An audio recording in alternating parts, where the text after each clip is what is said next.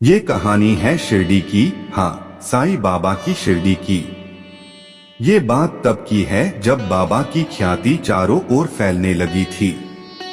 बाबा की महिमा जानने के बाद हजारों लोग उन्हें प्रतिदिन मिलने आते। इन हजारों लोगों में एक ब्राह्मण ऐसा था जो बिना बाबा का दर्शन किए भोजन नहीं करता, चाहे कितनी भी देर हो जाए, और अक्सर उसका नंबर आता तब तक रात हो जाती। इसलिए वो सिर्फ रात का ही खाना खा पाता। बाबा को उस पर दया आई, सो एक दिन बाबा ने उसे कहा, तुम यहाँ मत आया करो, बल्कि मैं ही तुम जहाँ रहते हो वही आ जाऊंगा। वो खुश हो गया ये जानकर कि बाबा खुद उसके घर आएंगे तो मैं उनके साथ ही खाना खाऊंगा। अगले दिन वो खाने की थाली सजाकर बाबा की राह देखने लगा। बाबा तो नहीं आए, लेकिन एक कुत्ता सारा समय उसे परेशान करता रहा और बार बार उस थाली को खाने की कोशिश करता रहा। कई बार भगाने पर भी जब कुत्ता नहीं जा रहा था, तब गुस्से में ब्राह्मण ने उसे 2-3 डंडे मार दिए। दिन खत्म होने पर ब्राह्मण अपनी शिकायत लेकर बाबा के पास गया और उनसे कहने लगा, बाबा आप मुझे वचन देकर भी नहीं आए, मैंने ऐसी उम्मीद नहीं की थी। साईं बाबा बोले, मैं तो आया था, लेकिन तुम ही मुझे पहचान नहीं पाए और ऊपर से मुझे डंडे से भी मारा। इतना कहकर बाबा ने अपनी पीठ उसे दिखाई, जिस पर डंडे के निशान साफ देखे जा सकते थे। ब्राह्मण आश्चर्य और पश्चाताप से रोने लगा और साईं बाबा से माफी मांगने लगा। बाबा मुझ अज्ञानी को माफ कर दो, मैं आपको पहचान नहीं सका। ब्राह्मण साईं की मिन्नतें करते हुए बोला, बाबा मुझे बस एक और मौका दो, इस बार में आपको निराश नहीं करूंगा।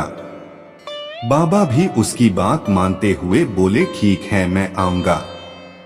ब्राह्मण खुश होकर अपने घर लौट आया। अगले दिन फिर से थाली सजाकर वो बाबा का इंतजार करने लगा। इस बार वो किसी कुत्ते के अपने द्वार पर आने की बाट जोह रहा था, लेकिन उस दिन पता नहीं क्यों उसे एक भी कुत्ता नहीं दिखा। दोपहर हो गई, कुत्ता तो नहीं आया, पर एक बड़ा ही गंदा, कई दिनों से नहाया ही न हो और जिसके शरीर से काफी अंतर पर भी बदबू आती हो, ऐसा भिखारी आया।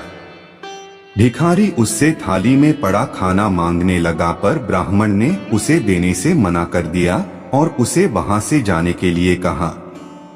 भिखारी थोड़ी देर वहां खड़े रहने के बाद चला गया।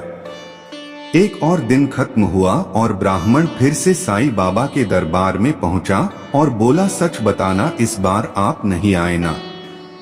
आपको कोई दूसरा जरूरी काम होगा। बाबा बोले, मैं आया था और खुद तुमसे वो भोजन भी मांग रहा था, लेकिन तुमने फिर भी मुझे बिना खिलाए ही लौटा दिया। ब्राह्मण ने दिमाग पर थोड़ा जोर दिया तो उसे समझ आया कि वो भिखारी ही बाबा थे। अपनी मूर्खता का पता चलने पर वो बाबा के आगे फूट फूट कर रोने लगा और एक बार बाबा से अपने घर आने के लिए कहने लगा।